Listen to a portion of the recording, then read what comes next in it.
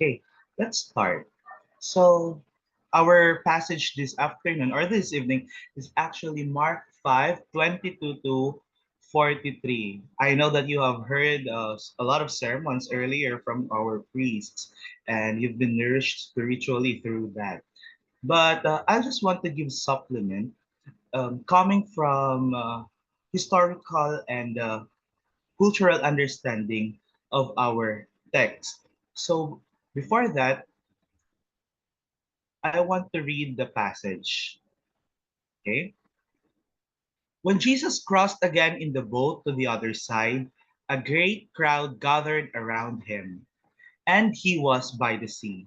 Then one of the leaders of the synagogue, named Jairus, came and, when he saw him, fell at his feet and pleaded with him repeatedly, "My little daughter is at point of death. Come and lay your hands on her, so that she may be able well and alive." So when he went with him, a large crowd followed him and pressed on him. Now there was a woman who had been suffering from a flow of blood for 12 years. She had endured much under many physicians and had spent all that she had, and she was no better, but rather grew worse. She had heard about Jesus and came up behind him in the crowd and touched his cloak. For she said, "If I but touch his cloak, I will be made well." Immediately, her flow of blood stopped, and she felt in her body that she was healed of her disease. Immediately, aware that power had gone forth from him, Jesus turned about in the crowd and said, "Who touched my cloak?" And his disciples said to him, "You see the crowd pressing in on you. How can you say, 'Who touched me?'" He looked all around to see who had done it. But the woman, knowing what had happened to her, came in fear and trembling, fell down before him, and told him the whole truth. He said to her, "Daughter, daughter, your faith has made you well. Go in peace and be healed of your disease."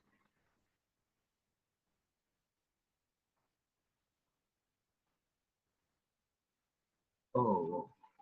While he was still speaking, some people came from the synagogue leaders' house to say, "Your daughter is dead. Why trouble the teacher any further?" But overhearing what they said, Jesus said to the synagogue leader, "Do not be afraid. Do not be afraid. Only believe." He allowed no one to follow him except Peter, James, and John, eh, the brother of James. When they came to the synagogue leader's house, he saw a commotion, people weeping and wailing loudly. When he had entered, he said to them, "Why do you make a commotion and weep? The child is not dead, but sleeping." And they laughed at him. Then he put them all outside and took the child's father and mother and those who were with him and went where the child was. Taking her by the hand, he said to her, "Talitha kum," which means, "Little girl, wait, get up." And immediately the girl stood up and began to walk about. She was 12 years of age. At this, they were overcome with amazement. He strictly ordered them that no one should know this and told them to give her something to eat. So this was our passage for our for this Sunday, no? And as I've said earlier, you have heard sermons about this, and this is not the only Sunday that this passage is read. If I'm not mistaken, we can also encounter this passage in the before during Lent. Yeah, during Lent we can encounter this passage. So this is not the only time in our calendar that you can read this. We can read this even before Lent or during the Lent, should I say? Okay, so let's start.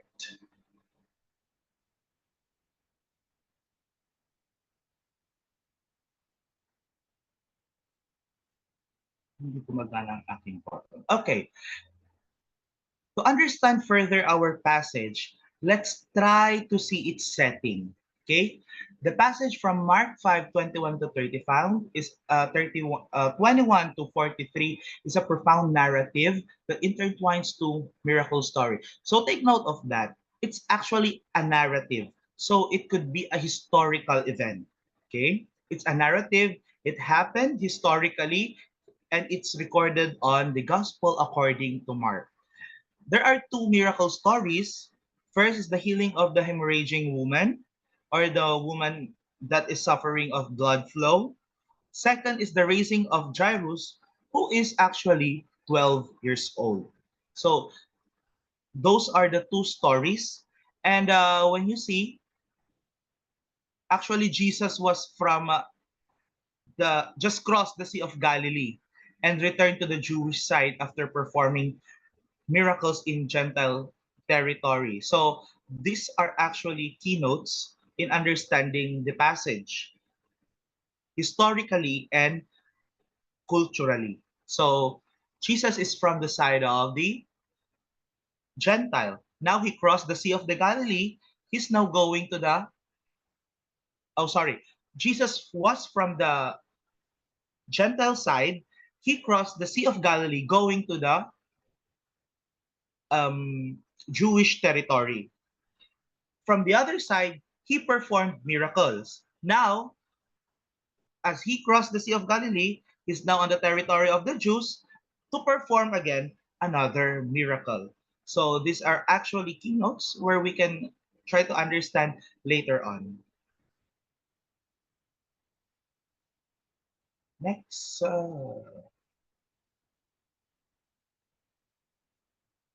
Okay. So the characters of the story. First, in the first event of the story. So let's try to divide the passage. First part of the story is the healing of the hemorrhagic or the hemorrhaging woman. Okay. Second would be the raising of the daughter of Jairus. For the first part of the story, Jesus is portrayed as a healer. Okay.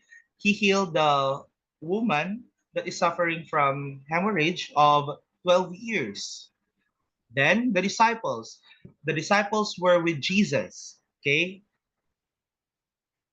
And of course, the woman who have been suffering hemorrhage for 12 years. The other part of the story is the raising of the daughter of Jairus. Of course, Jesus is also portrayed as a healer in that part of the story. Second, the disciples are there, but they are very chosen.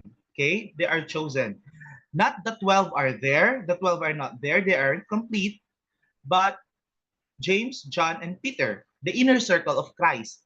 Okay, then Jairus, who happened to be somehow similar or somehow resounding on my name, Jairus, who is a synagogue leader, and of course, the 12-year-old daughter of Jairus. So they are the characters in our story, which could be divided in two parts, no? First is the healing of the hemorrhaging woman. Second is the healing of the daughter of Jairus. So they are the characters of our stories. Now, let's try to understand the passage from a cultural and historical perspective. Okay? Let's see some keynotes where we can draw themes and we can draw lessons. First,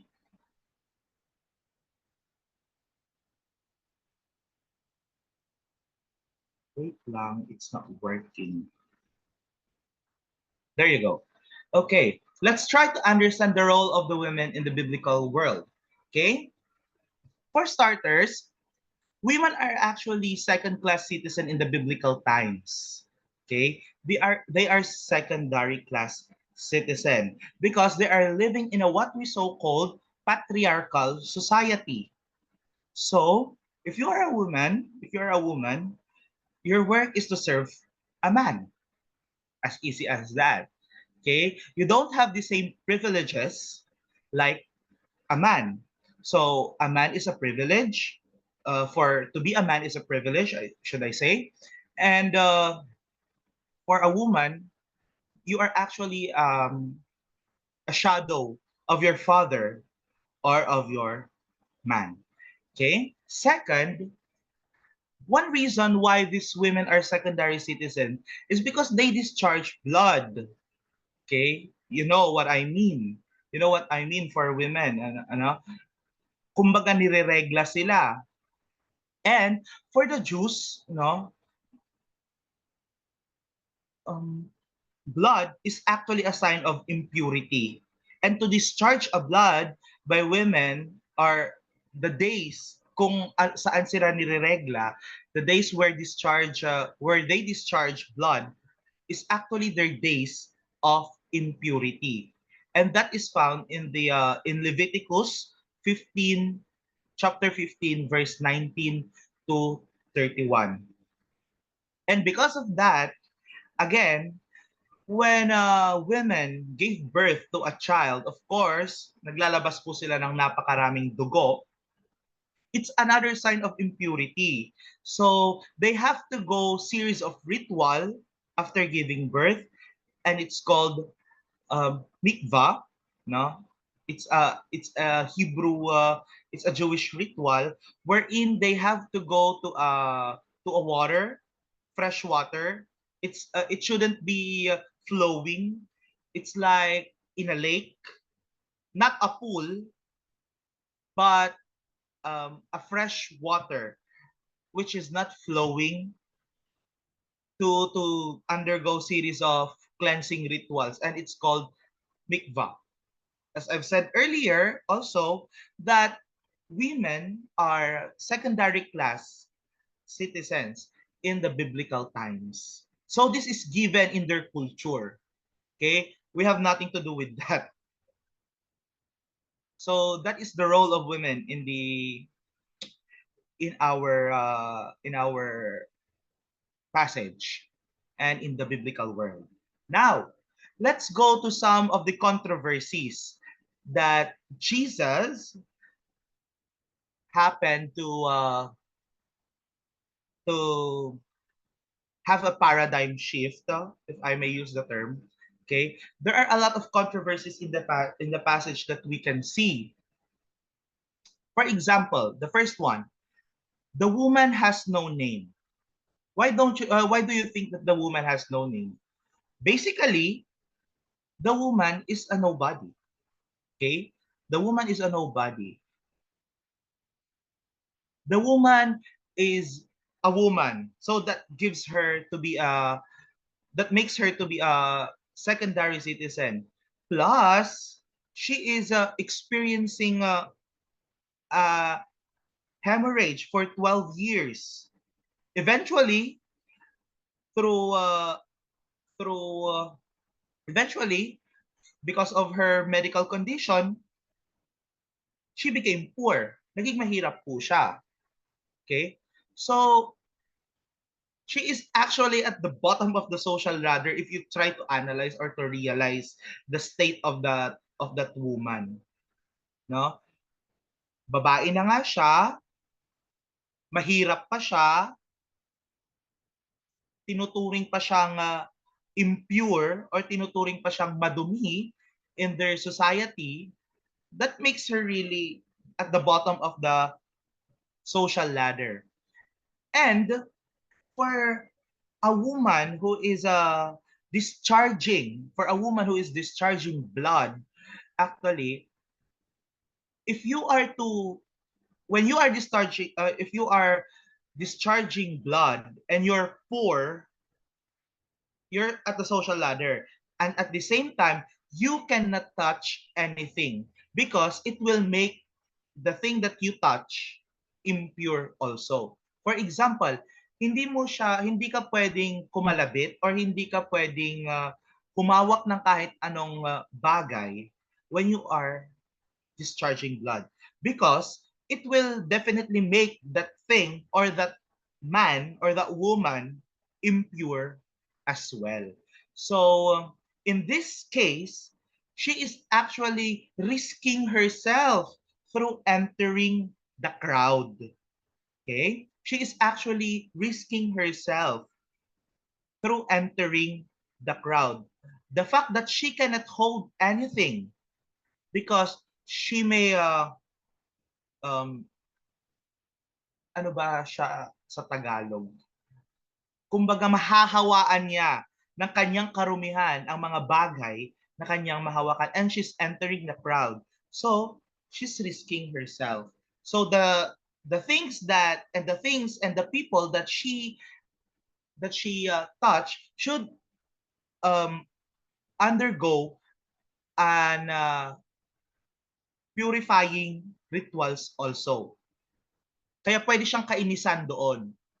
Okay? Now, she quite literally risked her life by entering the crowd. Then she couldn't touch anything because of her impurity. So that is the controversy of the woman, you know? That is the controversy of the woman that she risked by entering the crowd just to see Jesus. Next, Jesus stops and asks who touched him. Just imagine, Jesus is in a big crowd. Jesus is in a big crowd. And of course, they're touching him. Many people are touching him, coming and going. But Jesus noticed that his cloak was touched. No? And disciples are actually skeptical and they didn't understand Jesus who persisted to know who touched him. Of course, the disciples would say, "Hello, Kristo, Panginoon, nasa malaking crowd po tayo. Marami pong nakaka-touch sa'yo. Ba't po kayo maghahanap kung sino pa po ang nakasagi sa inyo?" But Jesus was really persistent, sorry.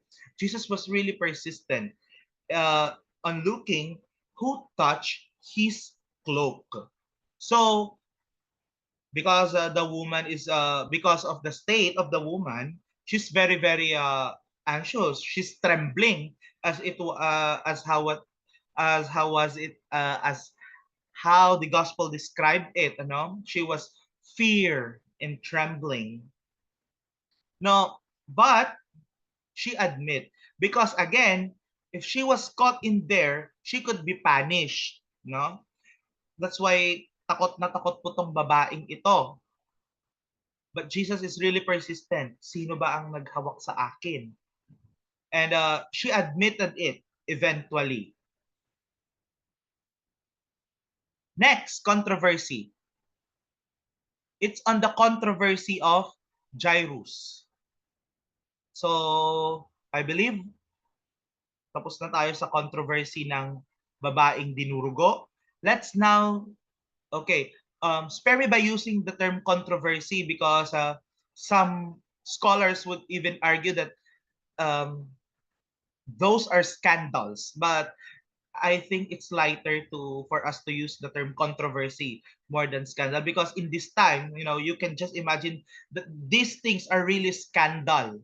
These things are really scandal and scandalous on their part. So, ayon. Next, let's go to the controversies of Jairus also. Jairus is a leader of the synagogue who risks humiliation. Why and how? How could Jairus risk? Of course, tinitingala po siya. Tinitingala po siyang tao sa kanilang lipunan. And here, Jairus pleading, kneeling to Jesus to cure his daughter. So, he places reputation and status on the line for his daughter. So you can see the love of Jairus to his daughter, which leads me to my third point that daughters are not actually valued as much as sons in the biblical world. Again, a daughter is a girl, and girls or women are secondary class citizens. So, it's very controversial for Jairus to love her daughter as well. I may argue that, to love her daughter as how to love a son. Okay? It, it's a controversy on Jairus's part. Okay? To kneel to someone knowing that he has a good social status. He is at the top of of the society, no? Because he is a synagogue leader. He he has a role in the society. Now, he is pleading to Jesus, a Palestinian, okay? Sorry, a Nazarayan. He cannot kneel for a Nazarayan because again, for Nazarayans, they are from the outcast also of the society, no? They are at the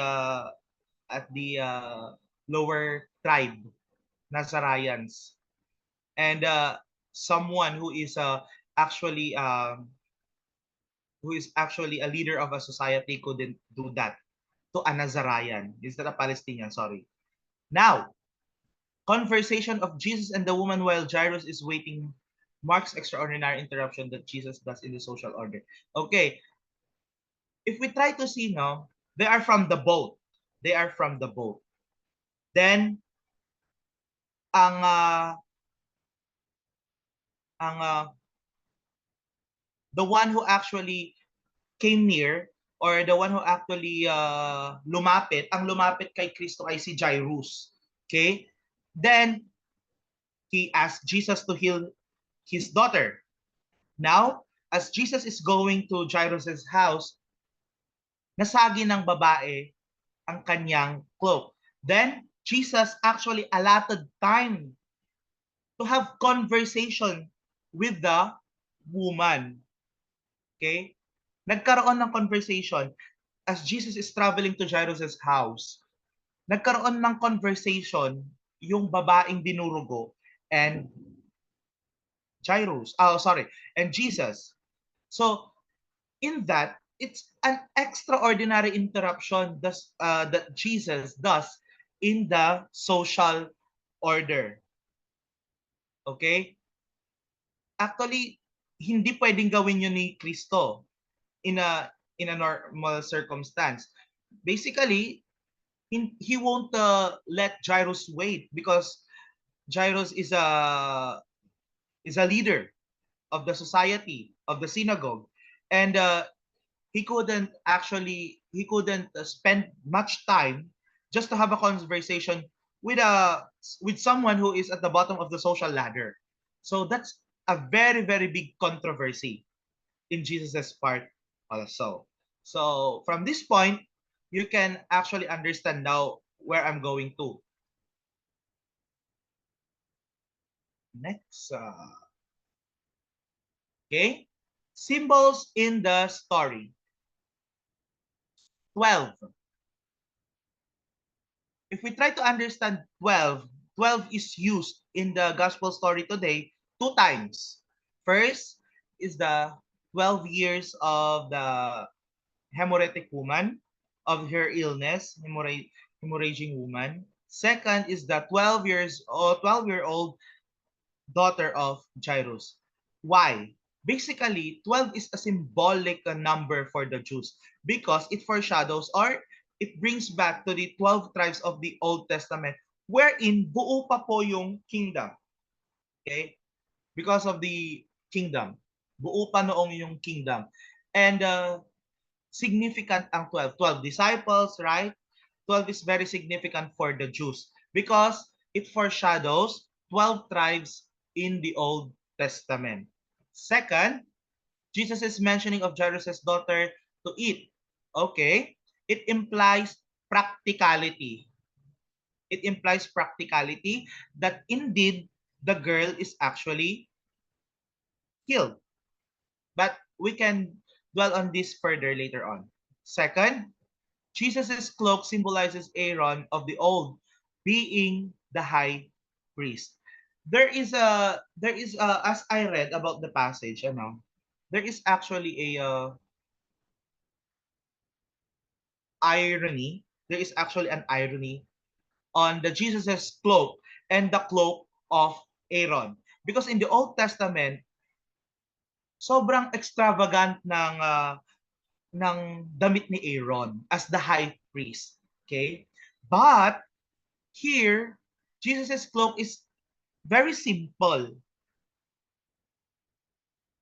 Kaya nagkakaroon ng contradiction. But again, it symbolizes Jesus, a man, simple man, but it symbolizes the cloak of Aaron as the high priest. Though nakita nyo yung difference, Jesus very simple, si Aaron very extravagant yung cloak niya noon. There are a lot of embroidery, there are a lot of gold and all. Okay? Now let's go healing to the healing miracle in the story. Okay? Daughter, he calls the woman. The healing, there are a lot of healing aside from that. If we try to sort deeper, daughter, he calls the woman. Jesus called the woman daughter, the integration to the wider family of Israel, as the 12 is a symbol used both on the and both with Jairus' daughter and both with the woman who's suffering hemorrhage. They are called daughter. It only means that they are reintegrated to the wider family of Israel. Okay? Second, it echoes Jairus' love for his daughter. Thus, Jesus suggests that God has the same love for every woman or women. Okay? For every woman, for every woman.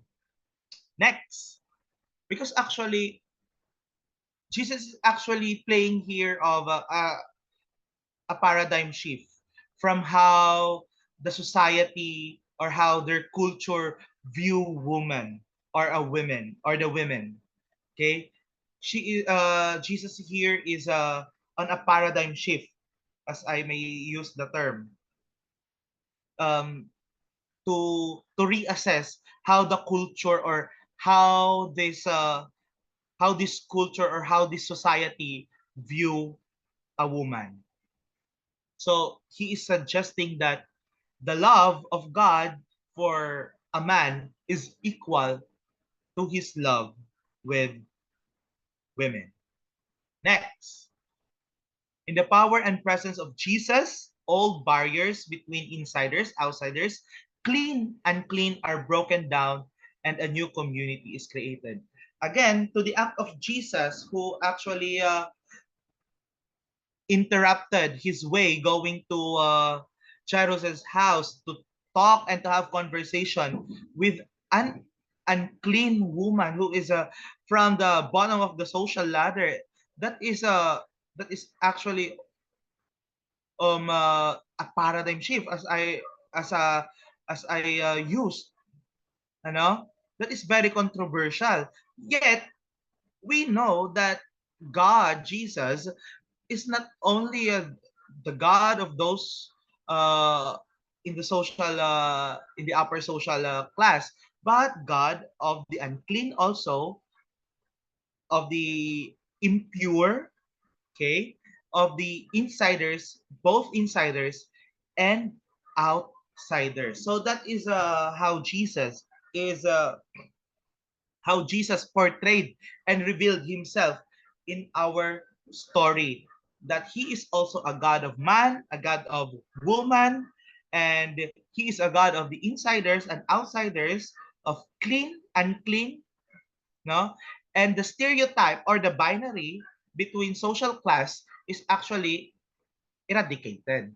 Okay? Let me repeat that the binary or the binary or the distinction in the social in their social in their social construct is actually eradicated.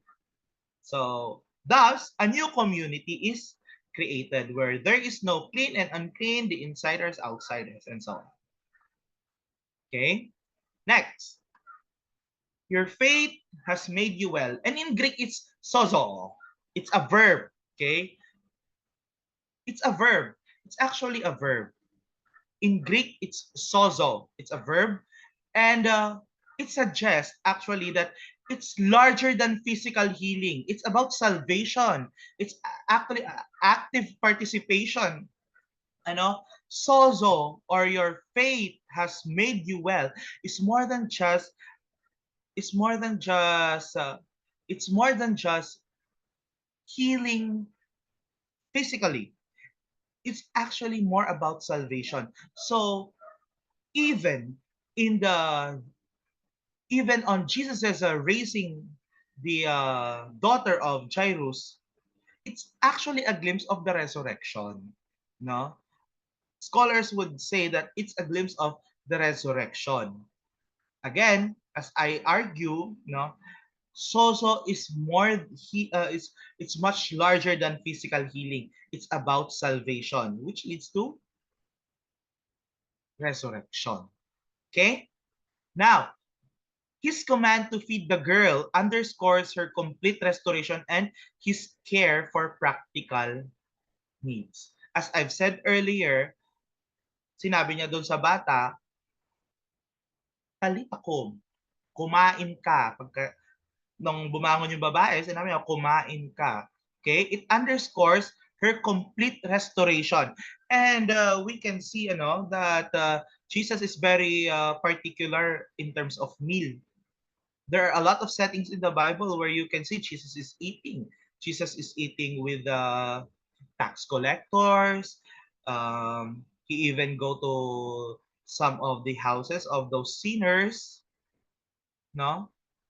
And very significant kay Kristo ang eating.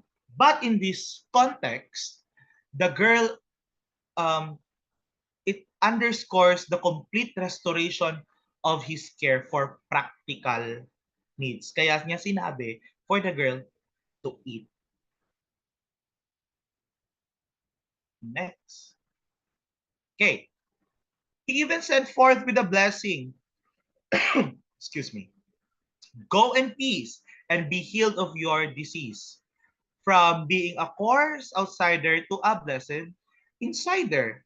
Again, as I argued earlier, no, Jesus um, overturned the social the society in that time.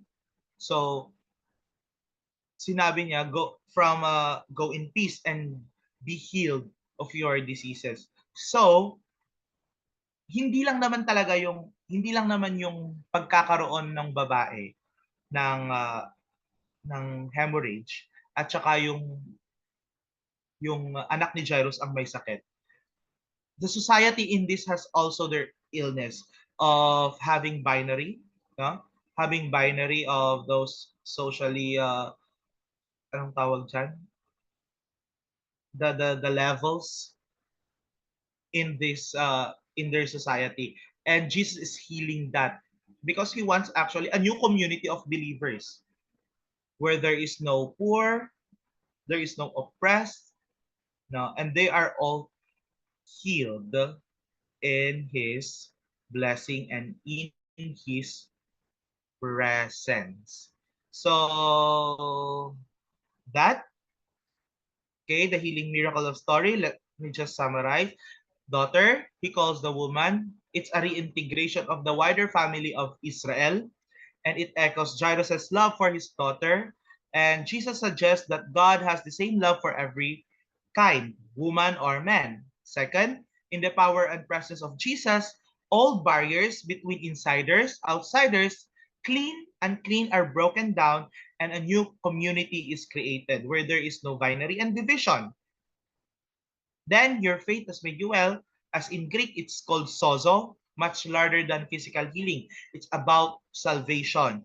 And Jesus's raising of Jairus' daughter is actually a glimpse of resurrection. And his command to feed the girl underscores her complete restoration and his care for practical needs. Ken, and fourth with a blessing. Go in peace and be healed in your disease, from being a cursed outsider to a blessed insider. Thus, a new community of believers in Jesus' time has been created. So that's my presentation, Deacon Daniel. Thank you, Brother Jairus. Let's run through the question first. Okay, so I have prepared three or two question or reflection questions. First is that, have you been desperate once in your life, similarly with Jairus and the bleeding woman? Of course, Jairus is very desperate. Ano? He even put his social status at stake. And the bleeding woman who went out and may touch a lot of people. So they are actually desperate. So once in your life, have you been desperate like Jairus and the bleeding woman? So if yes, how did your faith to God help you overcome or realize this desperation? Second, what similar experience or experiences can you relate with from the characters in our story?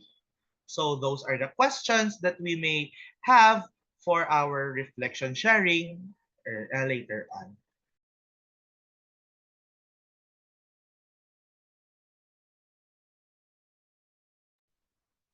So thank you very much for participating in this Bible study, and I hope that um, I share some relevant thoughts that we've been able to reflect on.